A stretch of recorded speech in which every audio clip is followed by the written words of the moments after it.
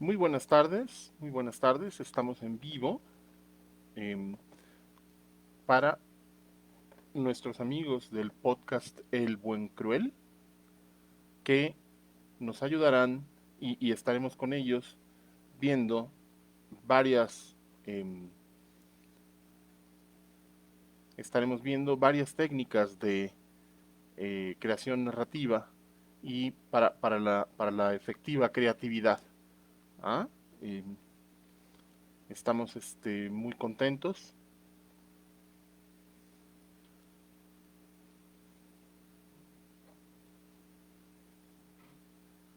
transmitiendo para El Buen Cruel. Y en un momento comenzaremos.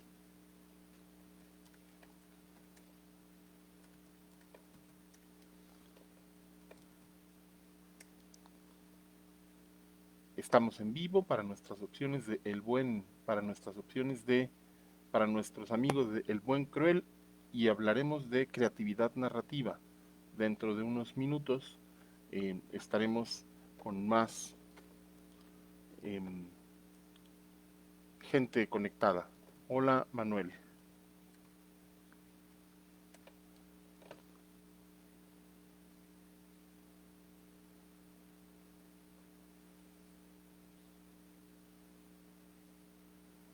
Manuel, entiendo que hay una opción en la cual tú te puedes añadir a la transmisión del video.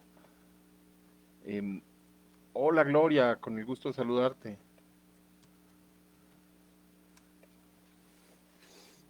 Qué padre que nos acompañen.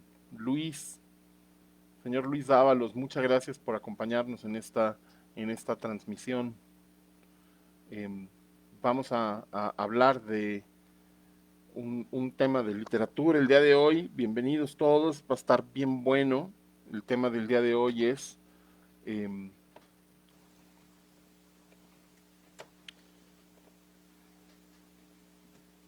creatividad narrativa, digamos, en puro. Em, Vamos a estar hablando de distintos autores, de cómo estos distintos autores abordan el tema de la creatividad narrativa y vamos a dar unos minutos más para que se conecten más personas. El día de hoy, como digo, vamos a hablar pues de Marcel Schwab, de las biografías imaginarias, de Ramón López Velarde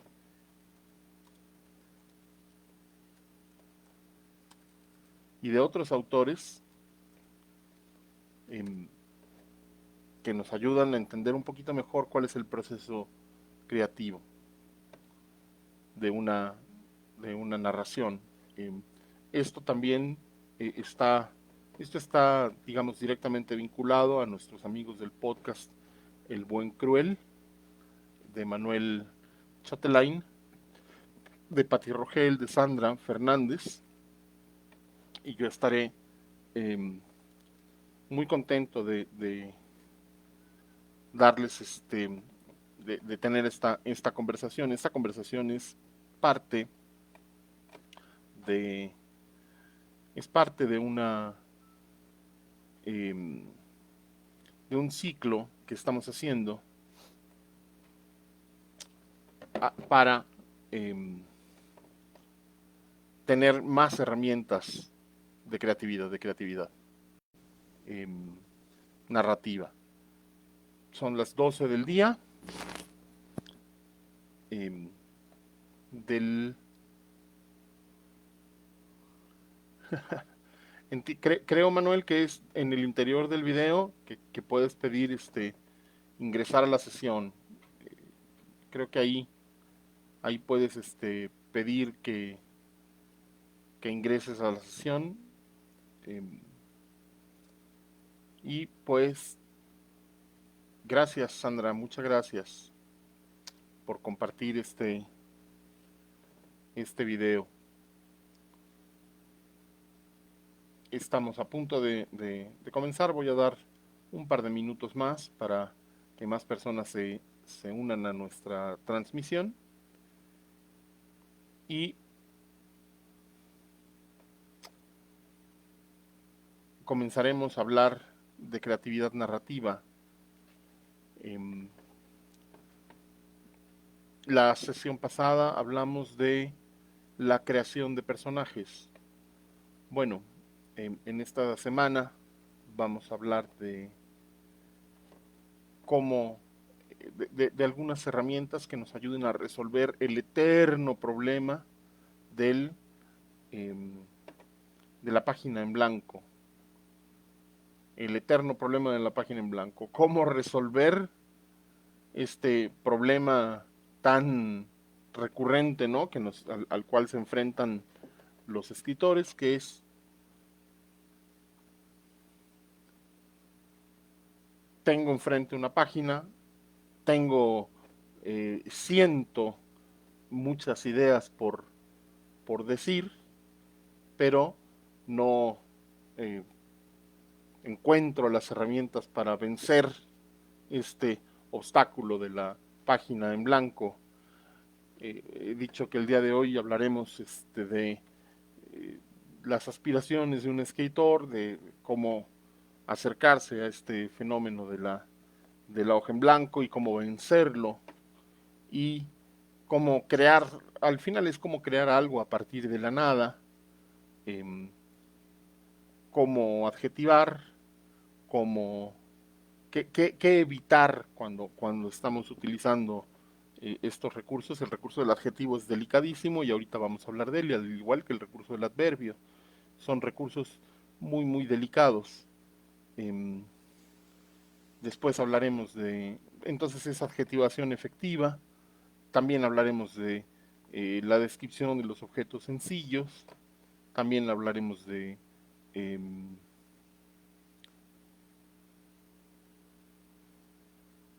cómo resolvieron otras mentes, otros escritores eh, dilema, y cómo, mediante algunos ejercicios simples, eh, estaremos registrando, estaremos viendo todo esto. Voy a hacer la invitación a nuestros amigos de distintos grupos y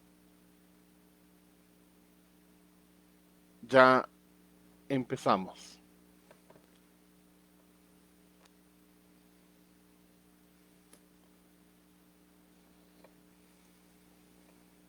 Agradecemos mucho a todas las personas que están conectadas a este conversatorio. Voy a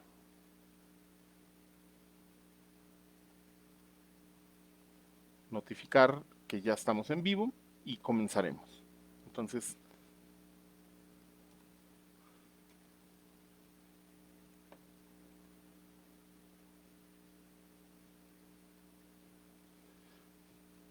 bueno, Manuel, Sandra, equipo, Héctor Ucha, muchas gracias por conectarte.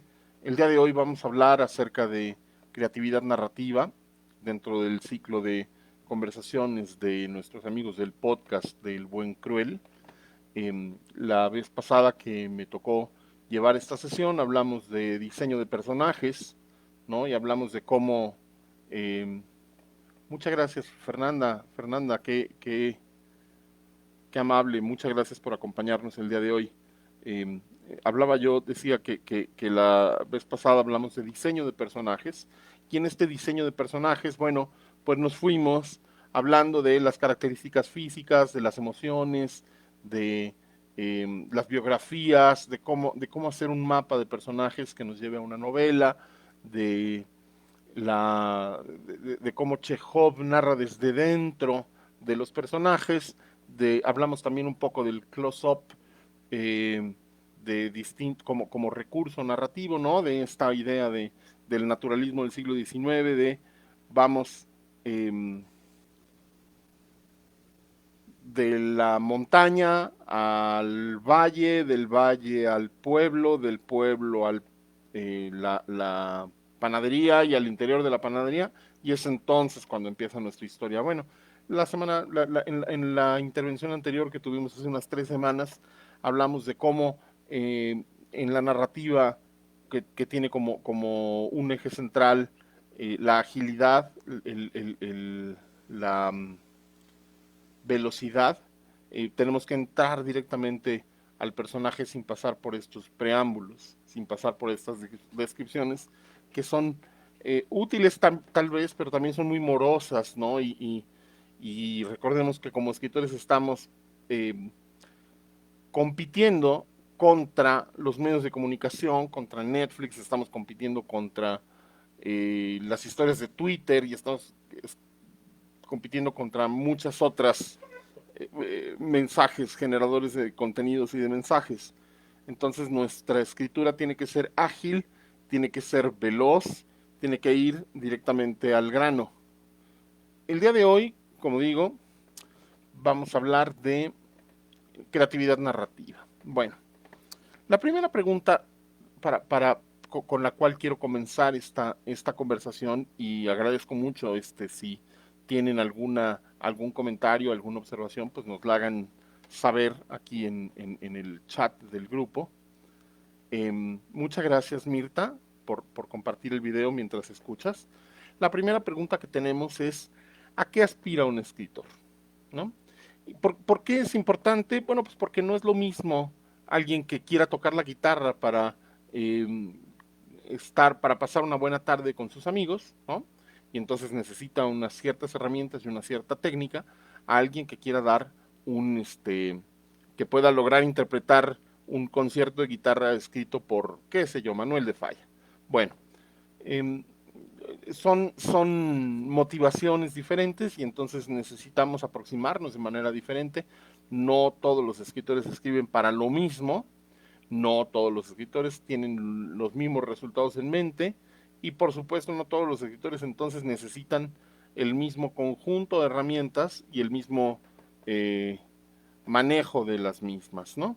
Muchas gracias, Hernán, por acompañarnos. Si escribimos con espíritu terapéutico, es decir, yo escribo porque de esa manera narro mis sentimientos y narro mi interior y de esa manera hago una terapia personal, una terapia ocupacional y digamos, si la escritura es una herramienta de sanación, una escritura terapéutica para expresar los sentimientos tal y como llegaron de primera impresión. Muchas gracias, Rox. Si escribimos para eso, bueno, entonces la crítica literaria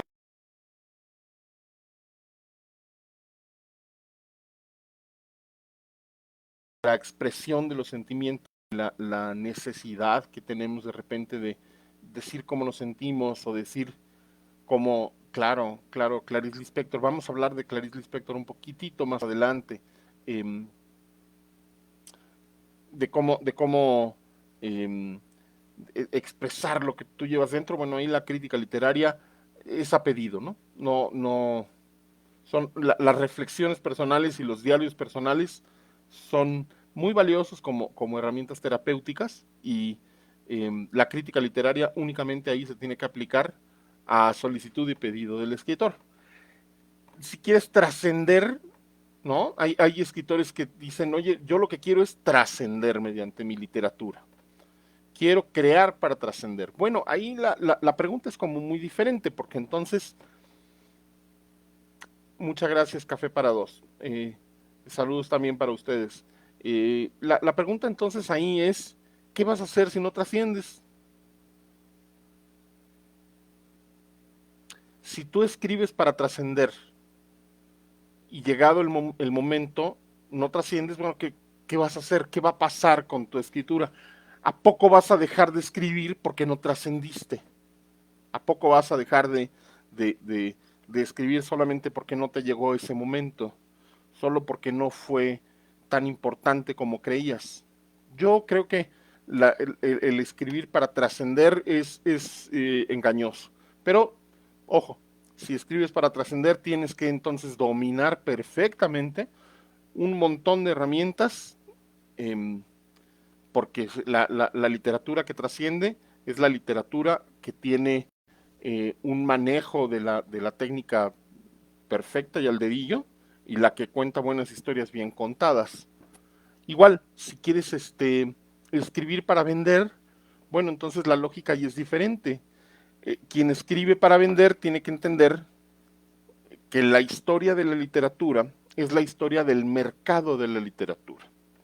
Eh, esta es una aproximación eh, marxista, puramente marxista, al fenómeno literario, y quien quiera acercarse al mercado de la literatura tiene que entenderlo, ¿no?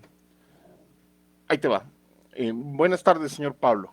Eh, si escribes para vender y no vendes, es porque no entendiste cómo funciona el mercado de la literatura. Para entender cómo funciona el mercado de la literatura, tienes que entonces entender las herramientas de marketing de la literatura. ¿Cuál es tu segmento de mercado? ¿A quiénes vas dirigido? ¿Cómo difundirlo? Eh, y ese es un poco el entendimiento, la aproximación de qué hacer para vender, ¿no? Si yo escribo para vender, bueno, pues ojo, tienes que entender que la literatura es un mercado. Si quieres ser reconocido, dices, yo escribo para ser reconocido, para que mis pares me reconozcan como un buen escritor. Bueno, entonces también ahí necesitas aprender eh, cómo funciona la política de la literatura, ¿no? Cómo es que en los distintos ámbitos políticos funciona, ¿no? La academia, sobre todo, es, es muy difícil ser reconocido por tus pares y reconocido si no estás cercano a una universidad, si no estás cercano a un grupo literario que está vinculado a las nomenclaturas intelectuales. Bueno, hay una cosa más, hay una aproximación más, que es yo escribo para hacer las cosas bien. Yo escribo para escribir bien. Bueno, esta manera de aproximarse a la creación narrativa es completamente diferente a las anteriores. Para escribir, para escribir bien, entonces necesitas técnicas, necesitas aprender las herramientas, eh, y no porque una cosa esté bien hecha tiene que gustarte, ¿ok? Tienes que trascender el hecho de tu gusto. Tienes que reconocer que algo está bien hecho, aunque no te guste. Hay gente a la que no le gusta, qué sé yo, Bukowski. Bukowski, este viejo borracho. Bueno, hay gente que le encanta Bukowski. Lo que tenemos que hacer como lectores y creadores, digamos que queremos tener las herramientas de juicio para hacer una valoración eh, técnica de los escritos de Bukowski es quitarnos de la barrera del gusto y decir, no es que me guste o no me guste, es que está bien o mal hecho, es que está bien o mal escrito. Yo me he encontrado con bastantes escritos que a mí en lo particular no me gustan, pero que no por ello les tengo que regatear el hecho de que estén bien escritos, bien hechos. Una cosa bien escrita, que padre, ¿no? Distinto de que si me guste o no me guste. Son categorías diferentes. En ese sentido, la, la, es muy distinto y es una pregunta muy engañosa el decir la mejor literatura es la que más me gusta. Pues no, no necesariamente. La literatura que te gusta es apela a emociones y a aspectos de tu personalidad que los ves ahí reflejados. Pero pues puede tener 40,000 vicios de estilo, ¿no? Ya tendremos una sesión, creo que la siguiente sesión, no sé si es la siguiente o la cuarta, es la de corrección de estilo, y ahí vamos a hablar un montón de los temas de corrección de conteo de palabras, corrección de estilo, repeticiones, vicios de estilo, y cómo evitarlos. Entonces, ojo, la mejor literatura no es necesariamente la que más te gusta. La literatura no se divide en nueva y vieja, sino en buena y mala. Y en ese sentido, las herramientas con las que tienes que contar, si tú lo que quieres es tener una buena historia bien contada, es son muchas, ¿no? Decía yo, de corrección gramatical, de corrección de estilo. No es lo mismo cantar en un karaoke que cantar frente a un público para que te pague, ¿ok? La misma aplica para la literatura, no es lo mismo tener escritos y bonitos. Es la siguiente. Perfecto, bueno, pues será la siguiente. Este, em, no es lo mismo cantar para, te digo, en un karaoke en donde tienes cierto público y cierto reconocimiento, a hacerlo de manera profesional. La capacidad de modulación y la capacidad técnica del cantante profesional pues es muy distinta a la de los que simplemente entonan bien. Lo mismo pasa con la creación narrativa. Si tú quieres tener una buena historia bien contada y quieres hacer las cosas bien, pues si quieres cantar bien, pues tienes que aprender la notación musical y tienes que ir para arriba y para abajo a voluntad y tal. Lo mismo pasa aquí que decía yo con la literatura, tienes ese doble mérito, digamos, el mérito de hacer, de dominar las herramientas y de ejercerlas efectivamente. Eh, yo creo, yo creo que la aspiración de un escritor es aspirar, un escritor tiene que aspirar a escribir bien, de la misma manera que un guitarrista tiene que aspirar a tocar la guitarra bien. En este sentido, uno creería que no hay, o que sí hay, o que no hay maneras de medirlo. Bueno, pues por supuesto que las hay, ¿no? Hay maneras técnicas y herramientas técnicas para medir cuál es cuál es la riqueza del lenguaje de una novela, cuál es la profundidad de los personajes, cuál es la consistencia de los personajes. Eh, Más adelante, a ver si nos da tiempo de hablar de la tarea de los lectores beta y si no, pues en algún otro, en la siguiente sesión. Porque el día de hoy, decíamos, tenemos el énfasis está en hacer el dominio de los elementos que componen las historias, personajes, que ya hablamos de ello, nudo, tramas, manejo de emociones, manejo de sinestesia, ahorita vamos a hablar de la sinestesia, manejo de clímax, manejo de finales. Una de las sesiones que está programada también es narrativa de 3 tiempos, eh, narrativa de 3 actos, presentación, nudo y desenlace, con los elementos que están alrededor, que son los falsos finales y el clímax los epílogos, prólogos y epílogos. Esto no tiene que ver con los fast forward o, o flashbacks. Esto tiene que ver con la identificación de las 3 etapas de un texto, ¿ok? De un texto canónico. Me ha tocado eh, trabajar con alumnos míos que dicen, es que yo lo que quiero es innovar, es que yo lo que quiero es eh, ir más allá de las reglas y de las convenciones novelísticas y del relato actual. Lo mío es algo que va más allá. Bueno, para dominar a la bestia, no dudo que se puede superar a la bestia, pero para dominar a la bestia para superar a la bestia hay que dominar a la bestia.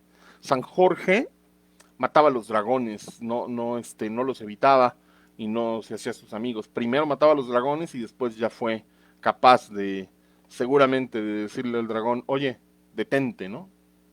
En, en, en latín sería decirle, siste viator, detente caminante. Aquí está San Jorge, yo soy el dragón, conozco a los dragones, soy San Jorge, conozco a los dragones y sé cómo matarlos. Siste viator. Eh,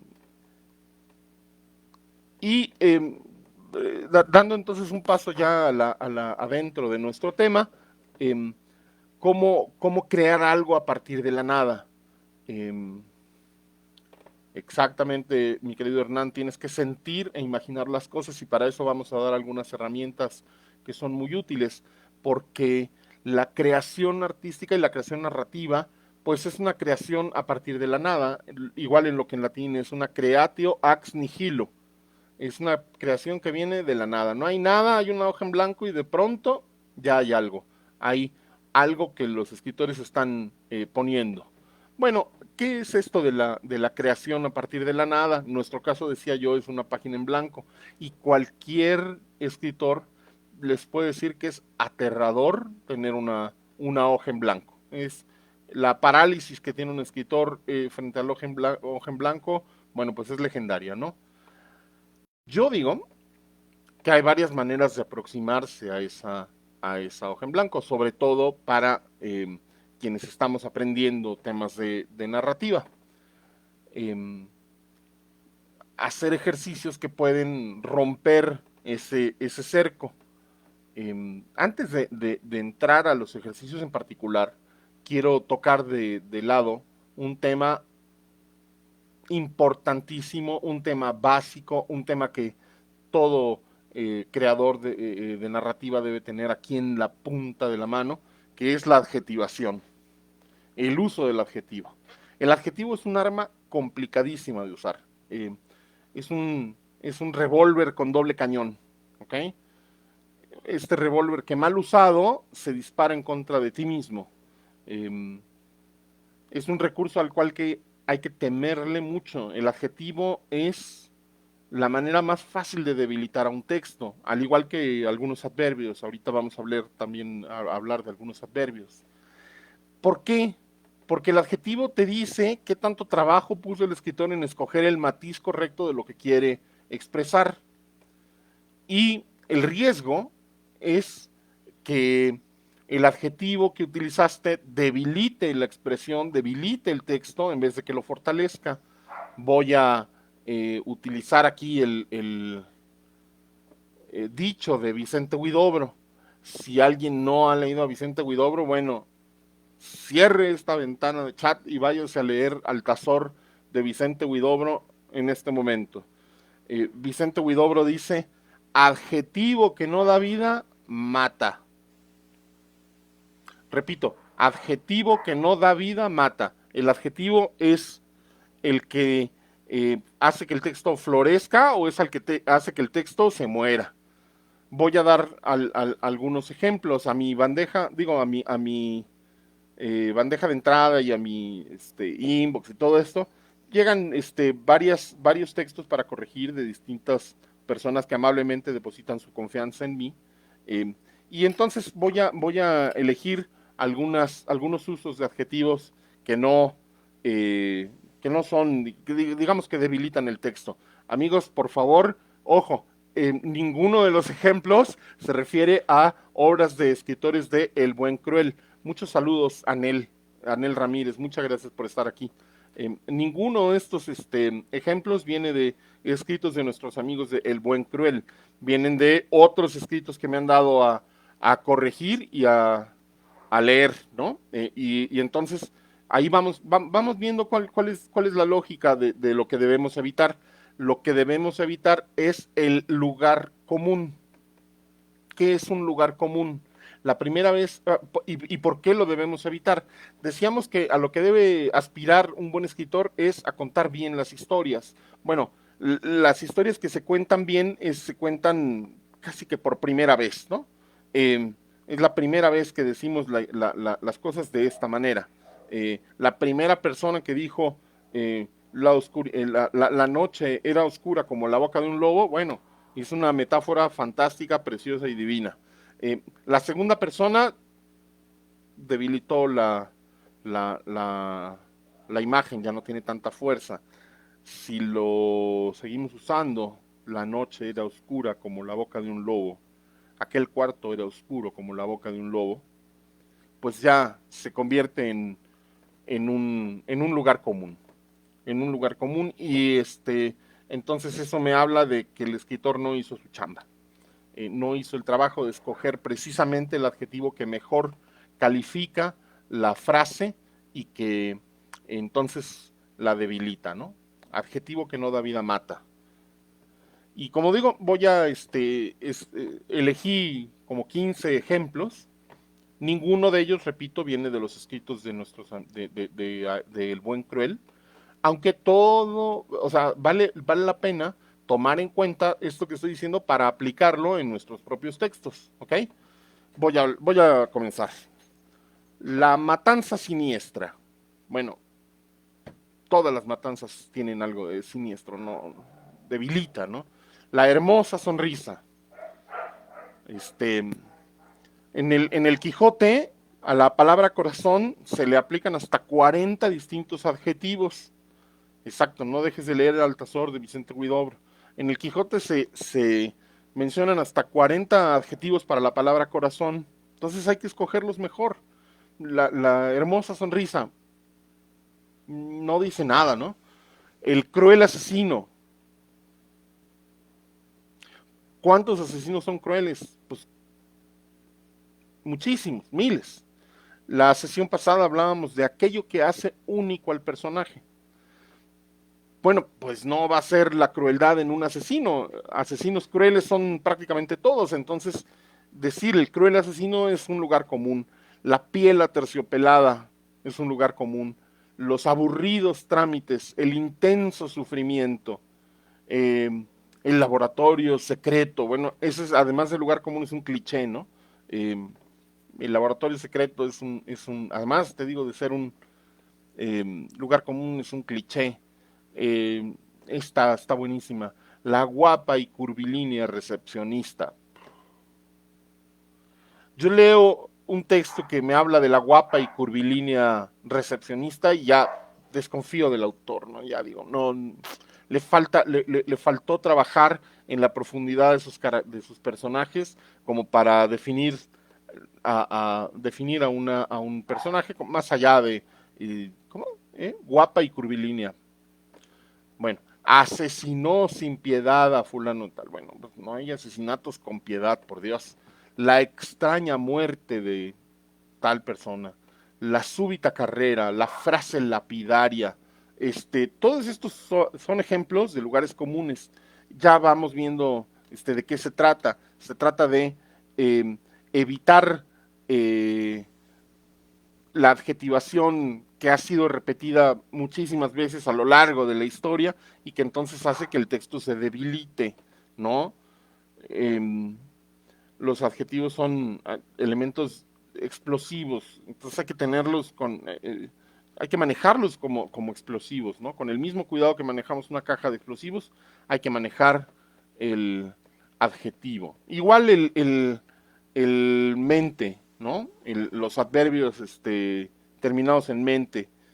Es uno de los defectos de estilo más comunes. Utilizar el mente, mente, mente. Aquí creo que tengo un ejemplo. Eh, bueno, si lo localizo, lo digo un poquito más adelante. El caso es que el escoger el adjetivo correcto, bueno, hay que darse unos segundos para reflexionar en esto. Borges decía que él se podía tardar días en encontrar el adjetivo correcto. Bueno, nosotros no somos Borges, eso está muy claro, pero sí queremos escribir bien. Entonces, si queremos escribir bien, hay que dar con el adjetivo correcto. ¿Cómo? ¿Cómo dar con el adjetivo correcto? Bueno, la manera en como yo recomiendo que nos aproximemos a esto es a través de nuestras herramientas más útiles, que son los diccionarios de ideas afines y los diccionarios de sinónimos y antónimos. ¿Por qué recurrir a esto? ¿Por qué hago tanto énfasis en esto? Porque no es lo mismo rojo que cárdeno, no es lo mismo cárdeno que carmesí, no es lo mismo borgoña, encendido, flameante, granate, escarlata, colorado, sangre. ¿De qué color el vestido? No era rojo, a lo mejor tenía matices. Hay que mirar esos matices como escritor. Tú tienes que mirar los matices, mirar los detalles y ver qué es lo que hace único a los elementos. Decíamos en la sesión pasada que los personajes tienen un elemento único. Bueno, igual las descripciones. ¿Cuál es la mejor manera de describir un vestido? ¿No? No lo vas a dejar rojo. Decir vestido rojo ya es un lugar común. Trabajen los adjetivos, trabajen los adjetivos. Eh, Maestros del adjetivo para ver cómo funcionan las cosas. Bueno, hablaba yo en algún momento de López Velarde, me acuerdo. Y sí, pues López Velarde es el mero mero de los adjetivos en la poesía en español, junto con Leopoldo Lugones. En López Velarde, el pecho, por ejemplo, de alguien, el pecho es germinal. Germinal. Es decir, el pecho es el lugar en donde nacen las cosas, es donde ocurre la génesis, ¿no? La primera persona que dijo, tus dientes son blancos como perlas, dio en el clavo. La primera persona dio en el clavo.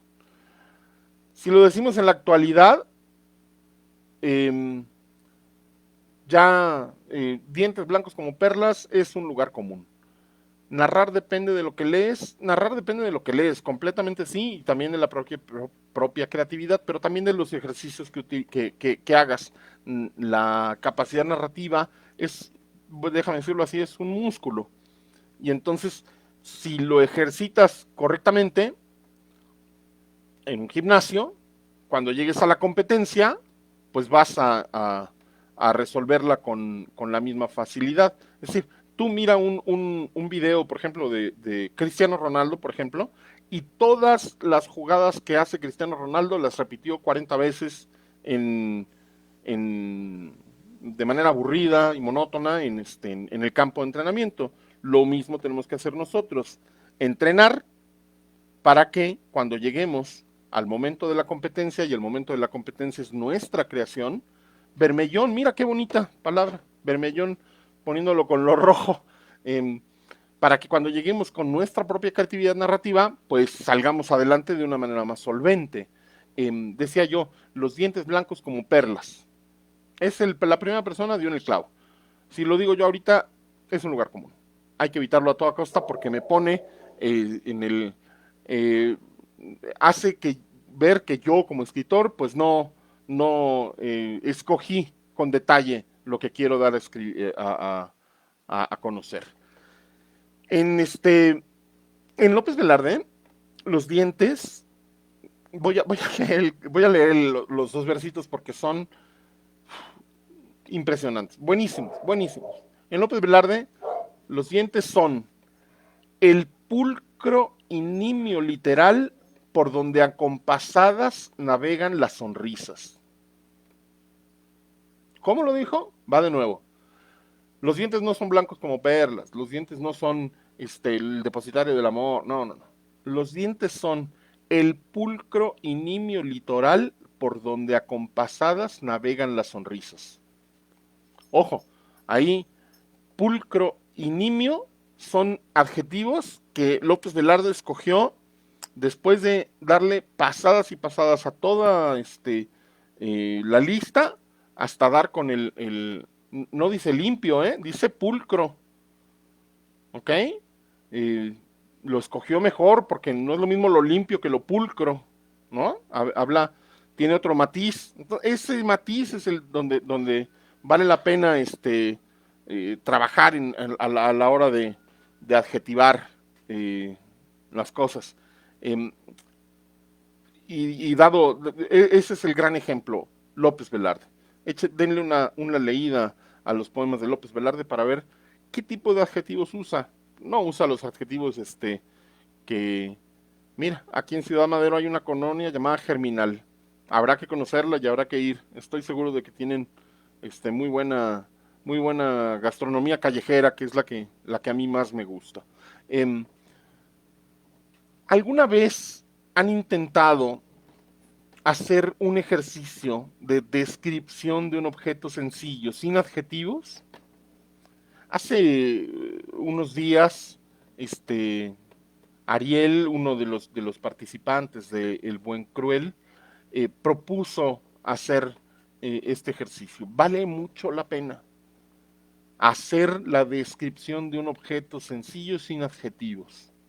Y después, ya que tengamos la descripción de un objeto sencillo sin adjetivos, meterle un adjetivo. Uno.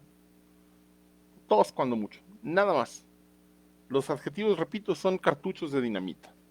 Entonces, eh, para utilizarlos, pues hay que medirse muchísimo.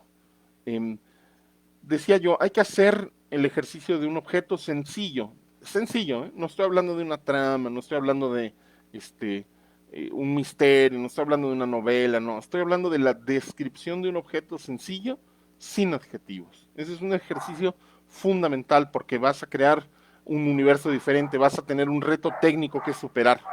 Eh, el otro es hacerlo sin adverbios, ya lo veremos sin adverbios mente, ¿no? En la sesión de corrección de estilo veremos el tema de riqueza del lenguaje. Pero por lo pronto vamos a hacer este filtro a nuestros escritos. El primero es ¿cuántos adjetivos tienes? Un párrafo nuestro, una página nuestra, ¿cuántos adjetivos tiene? ¿Cuántos de estos adjetivos son grandilocuentes? ¿No? Tremebundo, miserable. ¿Cuántos son grandilocuentes? Porque los adjetivos grandilocuentes son, debilitan normalmente al texto. ¿Cuántos adjetivos vienen en pares? La muchacha era lista y hermosa y el caballero era atractivo e inteligente. Los adjetivos no son submarinos. Los adjetivos no deben de venir dos en cada bolsita. Los adjetivos son muy delicados y a veces hay que ponerlos antes y a veces hay que ponerlos después del sustantivo. No es lo mismo, porque hay que mirar qué es lo que queremos, a dónde queremos dar el énfasis. No es lo mismo decir unos ojos negros, ¿no? Que unos negros ojos. Me encantan tus negros ojos. El énfasis está en la palabra negros, en el color, en la oscuridad de la mirada. Y si yo digo, me encantan tus ojos negros, el énfasis está en la persona, ¿no? En los ojos de la persona. Entonces, ese tipo de detalles hay que ser muy cuidadosos en dónde va el adjetivo, antes o después. ¿Por qué? Depende en dónde quiera yo poner el énfasis en la frase, en el sustantivo o en el adjetivo. ¿Qué es lo que quiero resaltar? Lo que resalto es lo primero que digo. Me encanta tu piel de durazno, ¿no? Bueno, fantástico. La piel es la que estamos destacando ahí. Muy distinto de decir, me encanta lo áspero de tu piel. ¿Me explico? Hay que ver en dónde queremos hacer el énfasis. Y muchas veces estas pequeñas herramientas son las que no ponemos en práctica a la hora de escribir. ¿Dónde vamos a hacer el énfasis? ¿En los ojos o en la oscuridad de ellos? ¿Cuántos adjetivos tiene? Y hablaba ahorita de la riqueza de los textos. En términos de qué porcentaje de palabras, qué riqueza tiene un texto, cómo medir esa riqueza. Bueno, aquí sí, en mi laboratorio secreto, hemos desarrollado una herramienta que indica el índice de riqueza de un texto, el índice de riqueza de una novela. Por ejemplo, las novelas de Enrique Vilamatas, Lovecraft, ahí tienes otro estupendo adjetivador, ¿no? Las traducciones son, lo pierden un poquito porque habla de lo inenarrable, de lo indescriptible, de lo, pero maneja con mucho cuidado eso. No es lo mismo lo inédito, aquello que nunca ha ocurrido, esto es inédito, nunca ha sido editado, es nuevo, a lo inaudito, aquello que nunca ha sido escuchado, ¿no? Inaudito es lo que no se ha leído. Entonces, ojo con esos matices. Decía yo que Vilamatas, si hacemos un análisis de Vilamatas, yo me hice una herramientita por ahí para hacer este trabajo. En Vilamatas, más del 60% de sus sustantivos son utilizados una o dos veces. Inefable, claro, esa es una de las palabras que buscaba, inefable. Decía, Vilamatas utiliza 8,000 palabras diferentes en un texto de 200 páginas. 8,000 palabras diferentes. Por supuesto, el qué se le repite mucho, el cómo, el y, bueno, esas son el para, esas son ineludibles, ¿no? Son nuestras palabras conectivas y nuestros artículos conectivos. Pero también está el reverso de la moneda. más del 60% de sus palabras aparecen una sola vez o hasta dos veces en el texto. ¿Esto qué nos dice? Que escribió la novela y luego le dio otra pasada y luego le dio otra pasada, buscando el sustantivo y el adjetivo exacto para ponerlo, para enriquecer su texto. En nuestros escritos, en los escritos que nosotros tallereamos, una de cada 50 o 70 palabras es un adverbio terminado en mente. La palabra todo y la palabra nada se repiten en una de cada 100 palabras. Y bueno, de esto hablaremos en la sesión de corrección de estilo, porque esas son repeticiones innecesarias, ¿no? Son repeticiones que, repito, no te dan el matiz exacto de lo que quieres decir. Ahora vamos a abrirnos a la creatividad. Alguna vez pedí yo, en un taller de literatura para niños, le pedí a los niños que me hicieran la descripción, les dije, ¿qué es esto?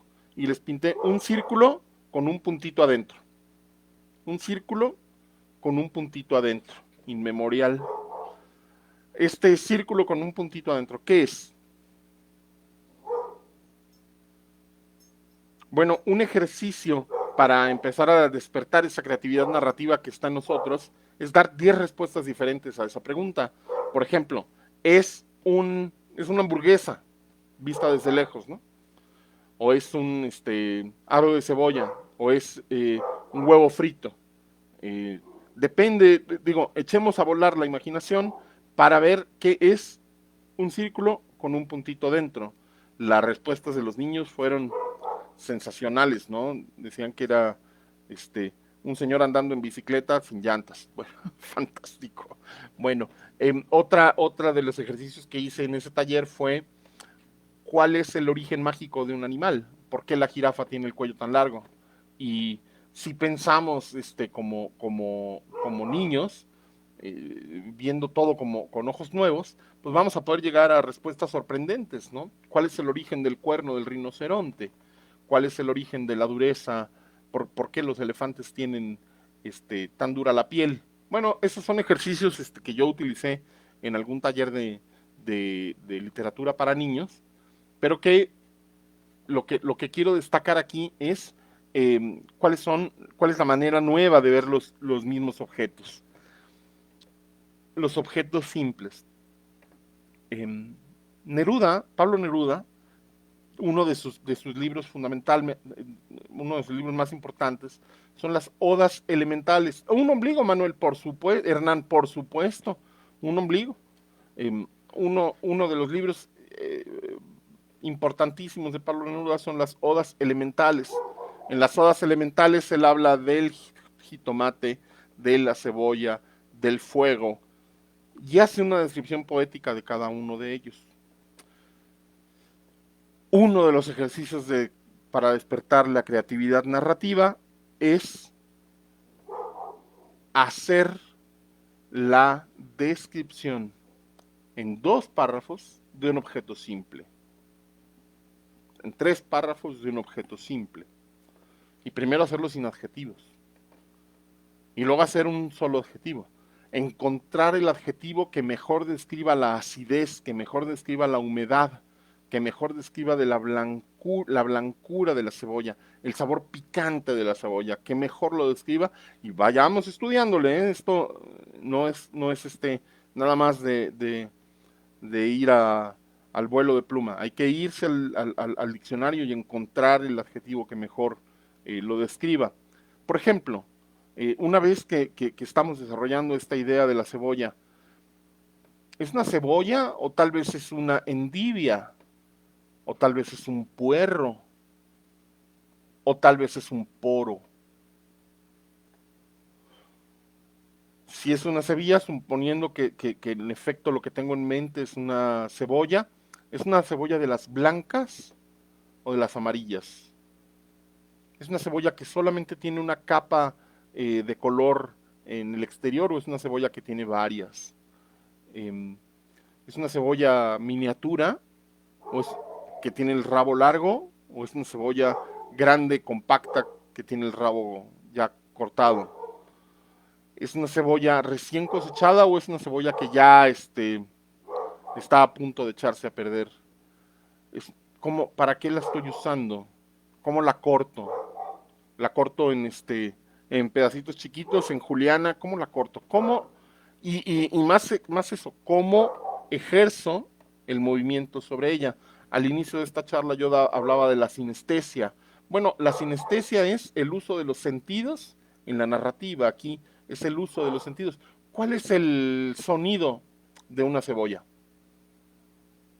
Hay que describirlo. ¿Cuál es el sonido de una cebolla? ¿Cuál es el sabor del fuego? Usemos los sentidos para describir estos objetos simples. ¿Cuál es la melodía que está dentro de una papa, ¿no? De una fresa?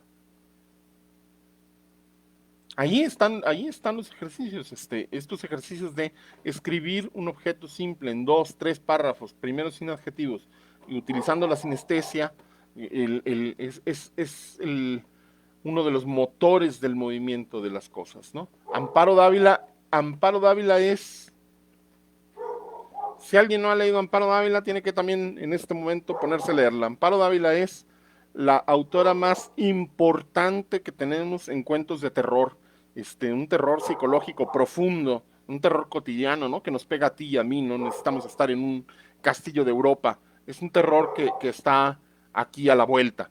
Amparo Dávila es autora de uno de los cuentos que yo pondría dentro de los cuentos más importantes de la lengua española.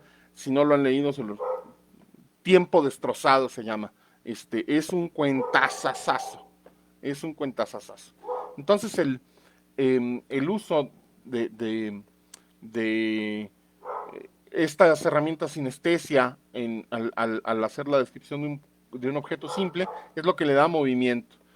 Otro ejemplo, sí, sí, sí, es tremendo. Otro ejemplo, el uso de los puntos de vista. ¿Por qué no escribimos desde el punto de vista de nuestro lápiz? ¿No? Cómo el lápiz reposa, cómo, en este caso sí es el punto de vista del lápiz, como yo estoy reposando, como veo una mano acercarse, como siento que voy moviéndome y danzando sobre cosas que no entiendo, pero que tal vez tengan algún sentido y tal, ¿no? Ese es otro gran ejercicio, escribir desde el punto de vista de un objeto inanimado. Uno pensaría que estos ejercicios son fatuos, que estos ejercicios no son muy útiles, pero pues todo lo contrario, estos ejercicios son los meros buenos, ¿no? Son los que nos permiten dar con los detalles y nos permiten eh, ir adentrándonos con herramientas narrativas que te van a dar pie después a la historia. Y pueden constituir en sí mismo una historia. Si alguien leyó las instrucciones para subir una escalera de Julio Cortázar, ahí está. Julio Cortázar describe de una manera preciosa cómo subir las escaleras. Así de simple. ¿Quién eres tú? ¿Quiénes somos nosotros? Pues si yo soy un profesor de 40 años, ¿por qué no intento narrar la aventura de un chico en patineta? Desde el punto de vista del monólogo, no estoy hablando de que haya un clímax, no estoy hablando de que haya un desarrollo, de que haya un misterio, no. El puro monólogo de un chico en bicicleta, sin clímax ni nada. ¿Eres una psicóloga de 30 años? Bueno, ¿por qué no intentas el monólogo de un cura que es devoto a la Virgen y que llora así de piedad al simple escuchar el nombre de la Virgen, pero que le roba las limosnas a los fieles? Salirse de uno mismo. ¿Has sentido que alguna vez no tienes nada que decir? ¿Has sentido que no sabes cómo, que tienes como la energía para decir algo, pero no sabes cómo describirlo? Párate en un parque. Párate en un parque y describe la vestimenta de cada persona. La pura vestimenta de cada persona. Cada uno es distinto, ¿eh? Nadie viste igual, porque si no sería un uniforme. Describe a detalle la forma en que cada persona se está vistiendo.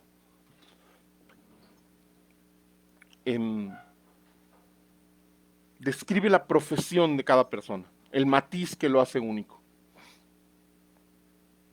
Imaginemos vamos a un ejemplo. Estamos como a 10, 15 minutos de cerrar, así que vamos a un ejemplo muy bueno, muy sólido. ¿Cuál es el lugar más aburrido del cual yo puedo pensar? Bueno, pues a lo mejor Mazatlán a las 9 de la mañana debe ser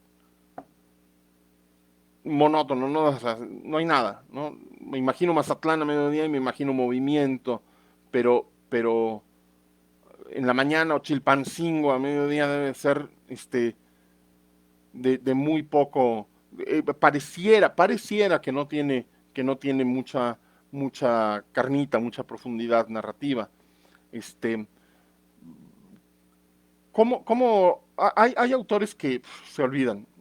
Uno de ellos es Saint John Peirce, repito, Saint como santo, Saint John como San Juan, Saint John Peirce, Peirce con S, Saint John Peirce.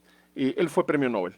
Bueno, es un autor que ya casi nadie lee. Yo creo que lo lee menos de los que leen Anatole France, y ya Anatole France nadie lo lee, ¿no? Entonces, Saint John Peirce, él resuelve este problema con una enumeración, de lo que pasa en un puerto, en un mercado. Voy a leer, yo creo que, pues ojalá me dé chance de leer todos, y no voy a leer la mitad, eh, porque ahí es lo que quiero transmitir, la diferencia de cada uno de los personas que están presentes en ese momento, que aparentemente todos son iguales y aburridos, pero no.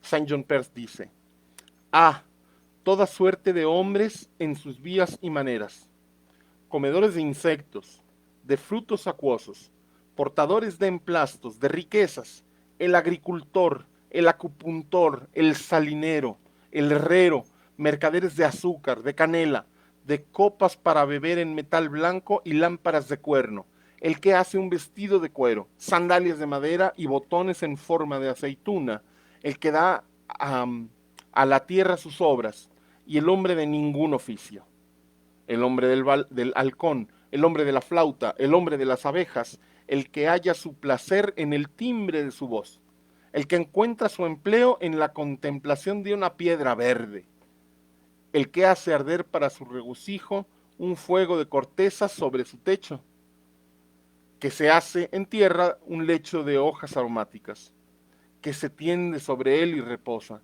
el que piensa en dibujos de cerámicas verdes para estanques de aguas vivas, el que hace viajes y sueña con partir de nuevo, el que ha vivido en un país de muchas lluvias, el que juega los dados, al juego de los cubiletes, o el que ha desplegado sobre el suelo sus tablas de cálculo, el que tiene ideas sobre cómo utilizar una calabaza, el que arrastra un águila muerta como un haz de ramas tras sus pasos, el que recoge el polen en un vaso de madera. Y mi placer, dice, está en el color amarillo.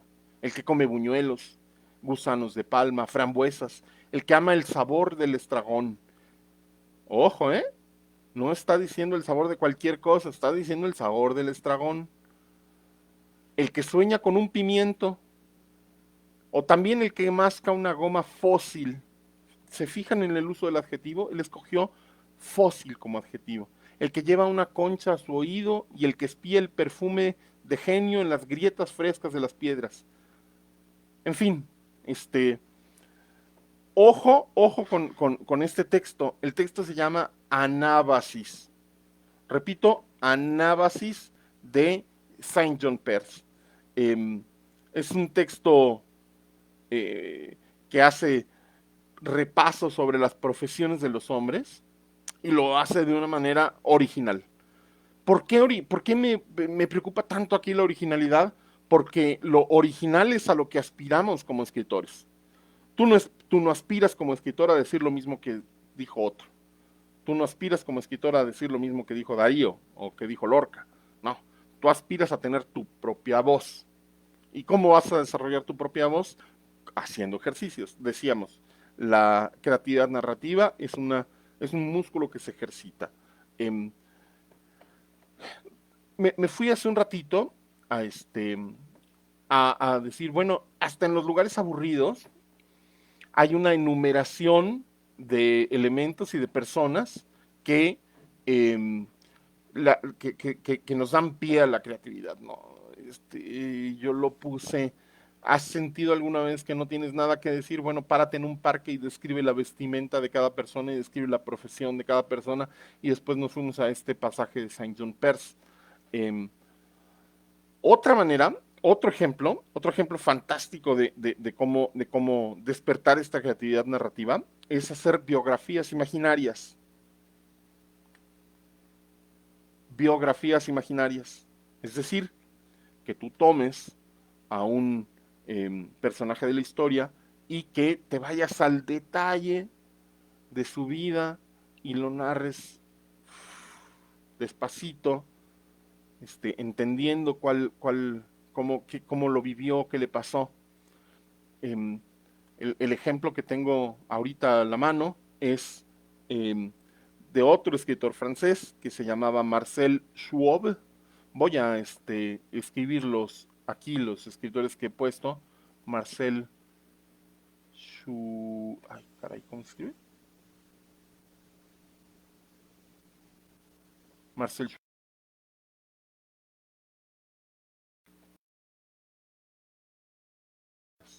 El otro, Anabasis. Anabasis. En las biografías imaginarias de Saint John Perse. Bueno, él toma, por ejemplo, un personaje de la historia que ha sido repudiado, que es Eróstato, eh, el que inició, el que quiso ser, el que quería pasar a la historia a como diera lugar, e inició el incendio de la biblioteca de Alejandría, ¿no? Eróstato. Eh, ¿Qué fue lo que le llevó a incendiar la biblioteca de Alejandría? ¿Cómo era la ciudad en donde él vivía? Eh, es por eso tan importante, ¿no? La biografía imaginaria. Eh, lo que está alrededor, recrearlo y proponerlo al lector. Eh, Saint John Perse, Anábasis, las biografías imaginarias de Marcel Schwob. Y quiero cerrar esta conversación con un ejemplo más de creatividad narrativa que podemos ejercer nosotros, que son las antihistorias o las ucronías. Las antihistorias son estas, tomar un pedazo de la historia y de los personajes que están ahí y cambiar los roles, ¿no? Borges lo hizo con la historia, con las tres versiones de Judas, y quien en mi gusto lo trabajó con más oficio fue un escritor checo que se llama Karel Capek. Aquí lo voy a poner, Karel Capek, no sé, Karel Capek. Eh, Karel Capek con sus libros eh, con sus libros de antihistorias. Eh, los libros de antihistorias de Karel Capek, por ejemplo, toman el Evangelio uno de los eventos del Evangelio, en la multiplicación de los panes y los peces, ¿no? Karel Capek lo que hace es tomar ese episodio y narrarlo desde el punto de vista de los panaderos. Y entonces tenemos un relato diferente. ¿Qué pasaría si nosotros tomáramos un evento de la historia e hiciéramos su antinarración, su narración exactamente al revés? Eh, ya cuando lo llevan a un extremo del libro gordo, le llaman historia subjuntiva, que es aquello que pudo pasar, ¿no? la historia subjuntiva, qué hubiera pasado si Alemania gana la Segunda Guerra, etcétera.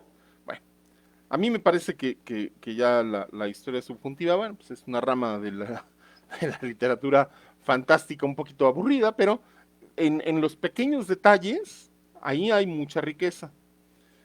Otro ejemplo, el mismo Karel Capek hace en la historia de Romeo y Julieta, ajá, habiendo sobrevivido Julieta. ¿Cómo fue la vida de Julieta? La vida de Julieta post Romeo, de acuerdo a Karel Capek, fue muy feliz y muy dichosa al lado del conde Paris, que tuvo varios hijos regordetes y felices, y que lo único que hacen los guías de turistas es alimentar el mito de la Julieta y alimentar el mito de Shakespeare, Shakespeare que no vivió en Italia, alimentar el mito de Julieta y alimentar el mito de Shakespeare para que vengan los turistas. Pero la historia verdadera de Julieta es que fue una mujer casada y feliz al lado de su marido que fue siempre fiel, y el otro Romeo que era un pillo que iba de aquí para allá, eh, ella lo pone, perdón, y él lo pone, Karel Capek lo pone en boca de un cura en una carroza. Bueno, lo que quiero decir es que las antihistorias están ahí. Ajá, las antihistorias están ahí y son un elemento de ejercicio para nuestra narración. ¿Ok? ¿Qué pasaría si yo tomo algún elemento, algún personaje clásico, por ejemplo, no sé, la muerte de Sócrates, ¿no? ¿Qué pasaría si eh, pongo la muerte de Sócrates desde el punto de vista de Esclapio, ¿no? Al que le debían un gallo, seguramente él estaba preocupado porque en efecto le pagaran su gallo, ¿no? O si pusiera yo la historia de Sócrates, si no, si al final lo hubieran perdonado, ¿no? En vez de darle a comer la cicuta, le dijeran, ah, bueno, pues órale, pero te vas al destierro, cabrón. Ya no vas a contaminar más a la juventud de Atenas, te perdonamos, paga tus deudas y vete al destierro y ya quedas prohibido de aquí. Bueno, esa es una posibilidad que sería muy interesante narrar. Hemos visto el día de hoy varios temas. La enumeración de personas y la enumeración de vestimentas y de detalles como observación de la vida cotidiana.